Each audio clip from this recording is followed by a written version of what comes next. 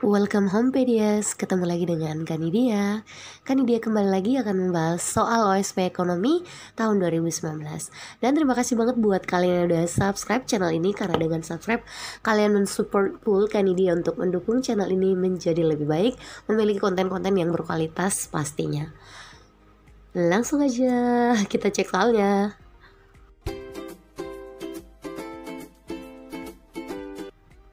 Nah, kita bakal membahas soal nomor 5 OSP Ekonomi tahun 2019. Kita baca soalnya terlebih dahulu ya. Transisi demografi pada dasarnya menunjukkan pola perubahan selisih antara A. Tingkat pertumbuhan ekonomi di kota dan desa, B. Tingkat pertumbuhan ekonomi di negara maju dan berflower, angkatan kerja dan pengangguran, C. Tingkat kelahiran dan kematian, E. Struktur penduduk, industri, dan agraris. Nah, kalau kalian lihat sekilas ini materinya tentang transisi demografi ya. Jadi kalau orang kuliah ini materinya dimasuk dalam materi ekonomi kependudukan. Jadi ada bagian ekonomi yang emang fokus pada materi-materi kependudukan.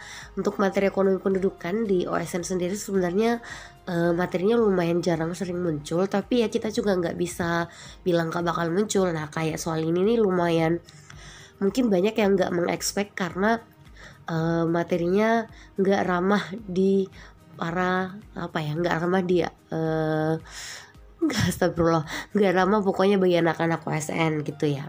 Nah lalu pertanyaannya, transisi demografi itu apa sih sebenarnya Kak ya? Jadi transisi demografi ini sebenarnya ingin menceritakan tentang bagaimana sih suatu negara yang awalnya nih ya punya tingkat kelahiran yang tinggi banget, terus punya tingkat kematian yang juga tinggi banget, tapi kemudian mengalami peningkatan kualitas dalam negaranya, ya pokoknya menuju negara maju gitu.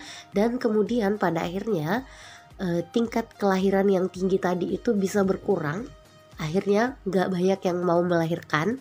Lalu tingkat kematian yang tinggi banget juga itu nggak banyak yang meninggal, juga nggak banyak lagi yang meninggal karena pola hidup yang semakin sehat, usia harapan hidup yang semakin meningkat, dan seterusnya. Nah ini banyak dialami oleh negara-negara maju. Kelahirannya semakin rendah, kematiannya juga semakin rendah. Nah jadi kalau misalnya nanya transisi demografi itu pada dasarnya menunjukkan pola apa? Adanya perubahan antara tingkat kematian dan kelahiran yang awalnya tinggi banget, lalu kemudian menjadi berkurang dua-duanya. Oke, semoga kalian paham dengan video Kanidia yang ini, dan sampai jumpa di video Kanidia yang lain. Assalamualaikum. Tonton video Kanidia yang lain juga ya.